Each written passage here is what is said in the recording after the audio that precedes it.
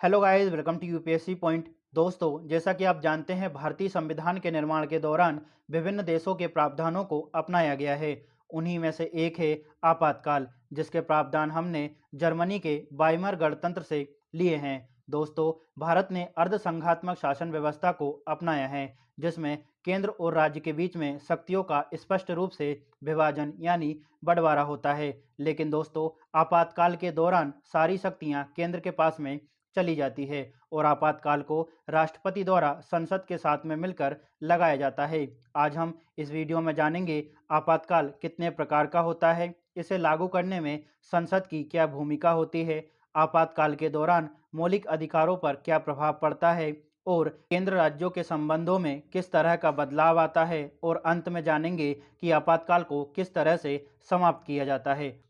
तो चलिए शुरू करते हैं। दोस्तों, आपातकाल का उल्लेख संविधान के भाग 18 में किया गया है। आपातकाल तीन प्रकार के होते हैं: राष्ट्रीय आपातकाल, राज्य आपातकाल जिसको हम राष्ट्रपति शासन कहते हैं, और वित्तीय आपातकाल। यहाँ पर हम इनको थोड़ा थोड़ा सा जान लेते हैं, फिर एक एक को करके डिटेल से डिस्कस करेंगे। दोस्तों, राष्ट्रीय आपातकाल की बात करें तो इसका उल्लेख अनुच्छेद 352 में किया गया है। यह युद्ध, बाह्य आक्रमण या फिर सशस्त्र विद्रोह के आधार पर लगाया जा सकता है। यहाँ पर युद्ध का मतलब है कि किसी देश से प्रत्यक्ष युद्ध हो जाए भारत का, जैसे भारत पाकिस्तान के बीच में प्रत्यक्ष युद्ध हो जाए। बाह्य आक्रमण का मतलब है कि कोई देश भारत पर अचानक हमला कर दे, और सशस्त्र विद्रोह का मतलब है कि जनता या फिर सेना शस्त्रों के साथ में भारत सरकार के विरुद्ध विद्रोह कर दे। यदि इन तीनों में से कोई भी एक कारण होता है तो राष्ट्रीय आपातकाल की घोषणा की जा सकती है। यहाँ पर मैं आपको बता दूं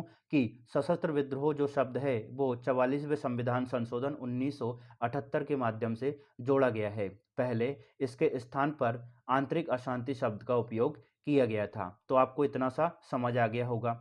अब बात करते हैं राज्य आपातकाल या फिर राष्ट्रपति शासन की। यह अनुच्छेद 356 के तहत लगाया जा सकता है यदि राज्य में संवैधानिक तंत्र विफल हो गया हो, राज्य जो है संवैधानिक प्रावधानों के अनुसार नहीं चल रहा हो। और अब बात करते हैं वित्तीय आपातकाल की, तो इसका उल्लेख किया गया है दोस्तों अनुच्छेद 360 में। यदि भारत की वित्तीय स्थिति खराब हो गई हो, भारत की मौद्रिक स्थिति खराब हो गई हो, या फिर भारत में जो मुद्रा है उसकी वैल्यू कमजोर हो गई हो, तो ऐसी स्थिति में वित्तीय आपातकाल लगाया जा सकता है और इसकी घोषणा करते हैं राष्ट्रपति। तो दोस्तों, आपको इतनी जो बेसिक इन्फॉर्मेशन है वो समझ आ गई होगी। अब हम एक एक को करके डिटेल से डिस्कस करने वाले हैं।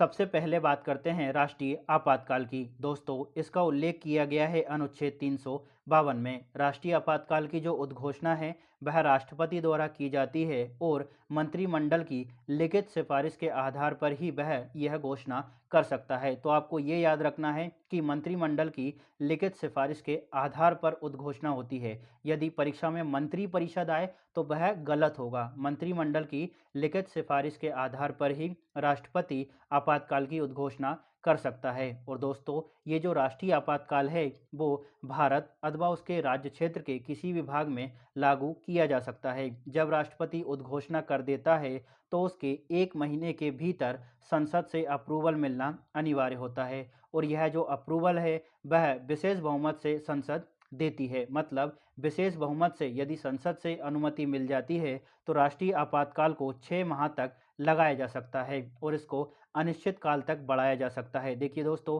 जब संसद से एक बार अप्रूवल मिल जाता है तो इसको 6 महीने तक लगाया जा सकता है। फिर 6 महीने बाद एक बार फिर अप्रूवल की आवश्यकता होगी और यह अप्रूवल मिल जाता है तो फिर 6 महीने तक बढ़ेगा। इस तरह से इसको अनिश्चित काल तक बढ़ाया जा सकता है, क्योंकि देखिए युद्ध कब खत्म होगा यह कोई निश्चित नहीं होता। ठीक है, सशस्त्र विद्रोह जो किया गया है या फिर वो जनता द्वारा किया गया हो या फिर सेना द्वारा किया गया हो, ये कभी निश्चित नहीं होता कि वह जो विद्रोह है वो कब खत्म होगा। इसी वजह से राष्ट्रीय आपातकाल को अनिश्चित काल के लिए बढ़ाया जा सकता है, लेकिन हर 6 महीने में संसद की अनुमति लेना आवश्यक है। और संसद कैसे अनुमति देती है? विशेष बहुमत के माध्यम से। ठीक है, तो आपको इतना समझ आ गया होगा। अब बात करते हैं दोस्तों, राष्ट्रीय आपातकाल की जब उद्घोषणा हो जाती है तो उसके क्या क्या प्रभाव होते हैं। देखिए दोस्तों, जब राष्ट्रीय आपातकाल की घोषणा होती है तो संसद जो है राज्य सूची के विषय पर कानून बना सकती है। राष्ट्रपति राज्य सूची के विषय पर अध्यादेश जारी कर सकता है और संसद व राज्य विधानसभाओं का जो कार्यकाल 5 साल का होता है उसको 1 वर्ष के लिए बढ़ाया जा सकता है। राष्ट्रीय आपातकाल के दौरान हमारे जो 6 फंडामेंटल राइट है पूरी तरह से समाप्त हो जाते हैं। आर्टिकल 19 में दिए गए मौलिक अधिकार भी समाप्त हो जाते हैं। लेकिन दोस्तों 44वें संविधान संशोधन 1978 से ये प्रावधान किया कि यदि राष्ट्रीय आपातकाल लगता भी है तो आर्टिकल 20 और 21 समाप्त नहीं होंगे। तो आपको ये याद रखना है कि कौन से मौलिक अधिकार समाप्त नहीं होंगे, अनुच्छेद 20 और 21 वाले, बाकी सारे मौलिक अधिकार समाप्त हो सकते हैं। और ये वाला जो प्रावधान है वो कब किया गया है? 44वें संविधान संशोधन 1978 के माध्यम से। अब बात करते हैं कि भारत में राष्ट्रीय आपातकाल यानी इमरजेंसी कितनी बार लग चुकी है। तो दोस्तों भारत में 3 बार इमरजेंसी लग चुकी है, 1962 में, 1971 में और 1975 में। दोस्तों जब 1962 में लगी थी तो उसका कारण था चीन का आक्रमण। चीन ने अरुणाचल प्रदेश के इलाके पर हमला किया। इस वजह से भारत को राष्ट्रीय आपातकाल यानी इमरजेंसी की घोषणा करनी पड़ी। इस समय राष्ट्रपति थे एस राधाकृष्णन और हमारे प्रधानमंत्री थे जवाहरलाल नेहरू। जब दूसरी बार राष्ट्रीय आपातकाल लगा 1971 में तो उसका कारण था भारत पाकिस्तान का युद्ध और इस समय राष्ट्रपति थे बीवी गिरी और प्रधानमंत्री थी इंदिरा गांधी। दोस्तों जब तीसरी बार राष्ट्रीय आपातकाल लगा 1975 में तो इसका कारण था आंतरिक अशांति। देखिए दोस्तों इलाहाबाद उच्च न्यायालय द्वारा इंदिरा गांधी के चुनाव को रद्द कर दिया। इसी के साथ साथ जयप्रकाश नारायण द्वारा व्यापक विद्रोह किया, व्यापक आंदोलन चलाया इंदिरा गांधी के विरुद्ध। तो इस वजह से आंतरिक अशांति उत्पन्न हुई। इसी वजह से प्रधानमंत्री इंदिरा गांधी द्वारा हमारे राष्ट्रपति फखरुद्दीन अली अहमद से यहाँ पर राष्ट्रीय आपातकाल यानी इमरजेंसी लगाने की सिफारिश की गई। इसी वजह से यहाँ पर तीसरी बार जो राष्ट्रीय आपातकाल लगा उसका कारण था आंतरिक अशांति। यहाँ से हमेशा ही परीक्षाओं में प्रश्न पूछे जाते हैं कि पहली बार इमरजेंसी कब लगाई गई, दूसरी बार कब लगाई गई, उस दौरान राष्ट्रपति कौन थे, कारण क्या था, प्रधानमंत्री कौन थे। तो आपको ये अच्छे से याद रखना है। मैं आपको राष्ट्रपति याद करवा देता हूँ ट्रिक के माध्यम से। देखिए दोस्तों पहली बार जब लगा 1962 में तो उस समय राष्ट्रपति कौन थे? एस राधाकृष्णन। अब इसको याद कैसे करेंगे? तो देखिए इसका कारण क्या था? चीन का आक्रमण। तो चीन से आप क्या समझ सकते हैं? चीनी। ठीक है, चीन का आक्रमण मतलब चीन से आप समझ सकते हैं चीनी। और चीनी का भोग किसको लगाते हैं दोस्तों? राधा कृष्ण को। तो इससे हो गया राधा कृष्णन। उस समय राष्ट्रपति कौन थे? राधा कृष्णन। दूसरी बार जब इमरजेंसी लगी 1971 में तो उसका कारण था भारत पाक युद्ध। तो दूसरी बार पाकिस्तान ने क्या की दोस्तों? गिरी हुई हरकत। तो गिरी से क्या हो गया? बीवी गिरी। दूसरी बार जब इमरजेंसी लगी तो उस समय राष्ट्रपति कौन थे? बीवी गिरी। जब तीसरी बार 1975 में इमरजेंसी लगी तो उसका कारण था आंतरिक अशांति। तो इस आंतरिक अशांति की वजह से इंदिरा गांधी ने फ़ोन किया फखरुद्दीन अली अहमद को। तो फ़ोन और फखरुद्दीन इस तरह से आप इंटरलिंक करके याद कर सकते हैं कि जब तीसरी बार इमरजेंसी लगी तो राष्ट्रपति कौन थे? फखरुद्दीन अली अहमद। देखिए दोस्तों पहली बार तो जवाहरलाल नेहरू थे और दूसरी बार इंदिरा गांधी थी। तो आपको प्रधानमंत्री में तो दिक्कत नहीं आएगी। तो आपको इतना सब कुछ अच्छे से समझ आ गया होगा। दोस्तों अब बात करते हैं इमरजेंसी को समाप्त कैसे किया जाता है।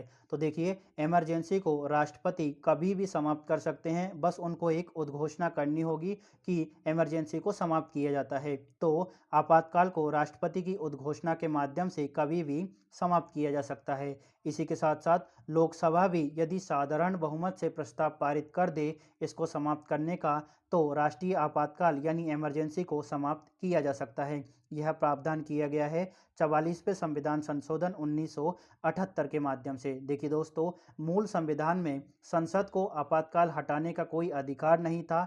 44वां जब अमेंडमेंट हुआ तो उससे केवल लोकसभा को यह अधिकार दिया है। ठीक है, लोकसभा साधारण बहुमत से इमरजेंसी को हटाने का प्रस्ताव पारित कर सकती है तो इमरजेंसी हट जाएगी। यदि परीक्षा में प्रश्न आए कि संसद जो है राष्ट्रीय आपातकाल को हटा सकती है तो ये क्या होगा? गलत होगा। यदि प्रश्न आए कि संसद के दोनों सदन हटा सकते हैं तो ये भी गलत होगा। यदि प्रश्न आए कि राज्यसभा राष्ट्रीय आपातकाल को हटा सकती है तो ये भी गलत होगा। इसका सही उत्तर केवल और केवल ये होगा कि राष्ट्रीय आपातकाल को लोकसभा हटा सकती है साधारण बहुमत से। या तो राष्ट्रपति हटाएगा या फिर लोकसभा हटा सकती है, इसमें राज्यसभा की कोई भूमिका नहीं होगी। तो आपको इमरजेंसी यानी राष्ट्रीय आपातकाल के संबंध में जितनी भी जरूरी बातें थी वो मैं बता चुका हूँ। अब बात करते हैं राज्य आपातकाल यानी राष्ट्रपति शासन की, जिसका उल्लेख किया गया है अनुच्छेद 356 में। देखिए दोस्तों, जो राष्ट्रपति शासन है ना, वो दो कंडीशन के आधार पर लगाया जा सकता है। एक कंडीशन का उल्लेख किया गया है अनुच्छेद 356 में और दूसरी कंडीशन का उल्लेख किया गया है अनुच्छेद 365 में। बात करते हैं 356 में कौन सी कंडीशन बताई गई है। यदि किसी राज्य का राज्यपाल राष्ट्रपति को रिपोर्ट भेजता है कि राज्य सरकार जो है संविधान के अनुसार नहीं चल रही है, तो ऐसी कंडीशन में उस राज्य में राष्ट्रपति शासन लागू किया जा सकता है। या फिर बिना किसी रिपोर्ट के संघ को लगे कि राज्य में संवैधानिक तंत्र विफल हो गया है, तो ऐसी कंडीशन में भी राष्ट्रपति शासन लागू किया जा सकता है। अब बात करते हैं 365 में कौन सी कंडीशन बताई गई है। दोस्तों, यदि कोई राज्य केंद्र सरकार के वेद निर्देशों का पालन नहीं करता है, तो यह मान लिया जाएगा कि वह संविधान के अनुसार कार्य नहीं कर रहा है। ऐसी कंडीशन में भी राष्ट्रपति द्वारा राष्ट्रपति शासन उस राज्य में लगाया जा सकता है। यहाँ पर मैं आपको बता दूं दोस्तों, आज तक 365 का उपयोग राष्ट्रपति शासन लगाने के लिए नहीं किया गया है। आपको अच्छे से याद रखना है, इस आधार पर कभी भी राष्ट्रपति शासन नहीं लगाया गया है। चलिए अब आगे बढ़ते हैं। दोस्तों, जो राष्ट्रपति शासन है उसकी उद्घोषणा राष्ट्रपति द्वारा की जाती है, लेकिन उद्घोषणा के बाद 2 महीने के भीतर संसद से अप्रूवल मिलना अनिवार्य होता है। और दोस्तों, ये जो अप्रूवल मिलता है वो नॉर्मल मेजोरिटी यानी साधारण बहुमत से मिलता है। अब साधारण बहुमत क्या होता है, पूर्ण बहुमत और प्रभावी बहुमत क्या होता है, तो इन सबको हम डिटेल से डिस्कस कर चुके हैं। आप चाहें तो वो वीडियो देख सकते हैं। दोस्तों, जब संसद से अप्रूवल मिल जाता है तो इसको 6 माह तक लगाया जा सकता है। मतलब संसद से अनुमति मिलने के बाद राष्ट्रपति शासन को 6 महीने तक लगाया जा सकता है और इसको अधिकतम 3 वर्ष तक लगाया जा सकता है। किसी राज्य में यदि राष्ट्रपति शासन लगता है तो उसको अधिक से अधिक 3 वर्ष तक लगाया जा सकता है। लेकिन दोस्तों, हर 6 माह में संसद की अनुमति मिलना अनिवार्य है। हर 6 माह में संसद से अनुमति लेना पड़ेगा और फिर 6-6 महीने करके इसको 3 साल तक अधिकतम लगाया जा सकता है। लेकिन दोस्तों, 44वें संविधान संशोधन से एक प्रावधान किया कि इसको अधिकतम 3 साल तक तो लगाया जा सकता है, लेकिन यदि इसको 1 साल से ज़्यादा लगाया जाना ज़रूरी है तो 2 कंडीशन होना चाहिए। कौन-कौन सी 2 कंडीशन होना चाहिए? पूरे भारत या फिर भारत के किसी भाग में राष्ट्रीय आपातकाल लगा हुआ हो, या फिर चुनाव आयोग यह घोषित कर दे कि राज्य में चुनाव करना संभव नहीं है। देखिए दोस्तों, एक बार फिर बता देता हूं कि जो राष्ट्रपति शासन है उसको अधिकतम 3 साल तक लगाया जा सकता है। हर 6 महीने में अप्रूवल की ज़रूरत होती है, लेकिन यदि इसको 1 साल से ज़्यादा बढ़ाना है तो 2 कंडीशन होना ज़रूरी है। पहला ये कि यहाँ पर भारत में किसी भी भाग में या फिर पूरे भारत में राष्ट्रीय आपातकाल लगा हो, या फिर चुनाव आयोग यह घोषित कर दे कि राज्य में चुनाव करना संभव नहीं है। तो आपको अच्छे से याद रखना है, अधिकतम 3 साल, 1 साल से ऊपर बढ़ाना है तो 2 कंडीशन, ठीक है। और ये जो प्रावधान किया गया था वो 44वें संविधान संशोधन के माध्यम से किया गया था। चलिए आगे बढ़ते हैं। अब बात करते हैं कि जो राष्ट्रपति शासन है वह कितनी बार लग चुका है। तो देखिए दोस्तों, यह 100 से भी अधिक बार लग चुका है। सबसे ज़्यादा लगा है मणिपुर में, इसके बाद उत्तर प्रदेश में, ठीक है। तो मणिपुर में तो हाल ही में लगा था, तो इस वजह से मणिपुर में सबसे ज़्यादा बार लगा हुआ है, ठीक है। और इसी के साथ साथ तेलंगाना और छत्तीसगढ़ में यह एक बार भी नहीं लगा है, तो ये आपको याद रखना है। और सबसे पहले कहाँ लगा था? पंजाब में। तो 3-4 बातें आपको अच्छे से याद रखना है, ठीक है। सबसे पहले कहाँ लगा था, सबसे ज़्यादा कहाँ लगा है और अभी तक कहाँ नहीं लगा है, मैं सब कुछ आपको बता चुका हूँ। आप चाहें तो इसका स्क्रीनशॉट ले सकते हैं या फिर मेरे टेलीग्राम चैनल पर इसको ज्वाइन कर सकते हैं और वहाँ से इसको डाउनलोड कर सकते हैं। टेलीग्राम जो चैनल है उसका नाम है यूपीएससी पॉइंट ऑफिशियल।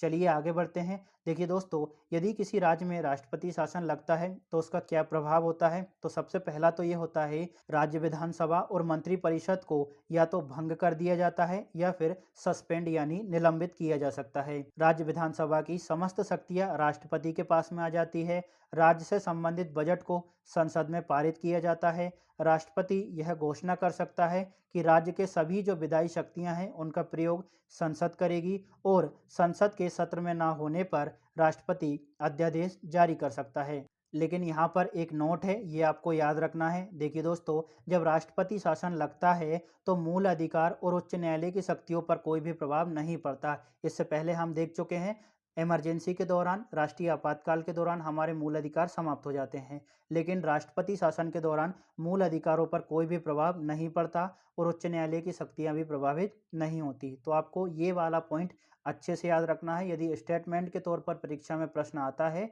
तो यहाँ से गलत नहीं होना चाहिए। चलिए अब बात करते हैं कि राष्ट्रपति शासन को हटाया कैसे जा सकता है। तो दोस्तों, राष्ट्रपति एक उद्घोषणा के माध्यम से इसको किसी भी समय हटा सकता है। सिर्फ राष्ट्रपति को इतना कहना है कि इस राज्य में राष्ट्रपति शासन को समाप्त किया जाता है। बस इतने में पूरी तरह से राष्ट्रपति शासन हट जाता है। तो दोस्तों, आपको राष्ट्रपति शासन क्या होता है, इसका प्रभाव क्या होता है, अच्छे से समझ आ गया होगा। चलिए अब बात करते हैं दोस्तों वित्तीय आपातकाल की, जिसका उल्लेख किया गया है अनुच्छेद 360 में। देखिए दोस्तों, वित्तीय आपातकाल की घोषणा भी राष्ट्रपति द्वारा की जाती है जब भारत या भारत के किसी हिस्से में वित्तीय अस्थिरता आ गई हो, भारत की जो मौद्रिक मूल्य है, ठीक है, वो गिर गया हो और भारत की आर्थिक स्थिति खराब हो गई हो, तो ऐसी कंडीशन में राष्ट्रपति वित्तीय आपातकाल की उद्घोषणा कर सकता है अनुच्छेद 360 के तहत। लेकिन जब उद्घोषणा हो जाएगी तो संसद से 2 महीने के भीतर अनुमति लेना होगा, ठीक है। यदि संसद इसको अप्रूवल दे देती है तो इसको अनिश्चित काल के लिए जारी रखा जा सकता है और संसद जो है अनुमति देती है साधारण बहुमत से, ठीक है। जब उद्घोषणा हो गई तो उद्घोषणा के 2 महीने के भीतर संसद की अनुमति की जरूरत होगी और यह अनुमति मिलेगी साधारण बहुमत से। एक बार जब अनुमति मिल गई तो इसको अनिश्चित काल तक बढ़ाया जा सकता है, लगाया जा सकता है, मतलब बार बार अनुमति लेने की जरूरत नहीं होगी। आपको ये याद रखना है। देखिए दोस्तों, आज तक वित्तीय आपातकाल कभी भी नहीं लगा है। यदि दोस्तों वित्तीय आपातकाल लगता है तो उसके प्रभाव क्या क्या होते हैं उनको देख लेते हैं। केंद्र सरकार को वित्तीय मामलों पर राज्यों को निर्देश जारी करने का अधिकार होता है। केंद्र सरकार राज्यों से कह सकती है कि आप जो कल्याणकारी योजनाएं चला रहे हैं उन पर फिलहाल के लिए रोक लगाएं, आप जो छात्रवृत्ति दे रहे हैं उन पर रोक लगाएं। इसी के साथ साथ केंद्र सरकार को आरबीआई को निर्देश जारी करने का भी अधिकार होता है। आरबीआई से कह सकती है कि आप जो है मौद्रिक नीति में बदलाव करें। इसी के साथ राष्ट्रपति सर्वोच्च न्यायालय और उच्च न्यायालय के न्यायाधीशों सहित किसी भी वर्ग के व्यक्तियों के वेतन और भत्तों को कम करने का निर्देश जारी कर सकता है। राज्य विधानसभा द्वारा पारित कोई भी धन या वित्तीय विधेयक राष्ट्रपति के विचार के लिए आरक्षित किया जा सकता है। तो ये प्रभाव होते हैं यदि वित्तीय आपातकाल लगता है तो। अब बात करते हैं वित्तीय आपातकाल को कैसे हटाया जाता है। तो दोस्तों, राष्ट्रपति उद्घोषणा द्वारा किसी भी समय वित्तीय आपातकाल को हटा सकता है। इसके लिए संसद की कोई भूमिका नहीं होती, बस राष्ट्रपति को उद्घोषणा करने की आवश्यकता होती है। दोस्तों, आशा करता हूं कि आपको तीनों आपातकाल अच्छे से समझ आ गए होंगे, आपका कोई भी पॉइंट नहीं छूटा होगा। इसकी जो पीडीएफ है वो आपको टेलीग्राम पर मिल जाएगी। मेरे टेलीग्राम चैनल का नाम है यूपीएससी पॉइंट ऑफिशियल, आप उसको सर्च कर सकते हैं। इसी के साथ साथ मैं उसका लिंक डिस्क्रिप्शन में दे दूंगा। अगर दोस्तों आपको वीडियो अच्छी लगी हो तो लाइक, शेयर और सब्सक्राइब जरूर करिएगा, साथ ही कमेंट करके जरूर बताएं। Thank you.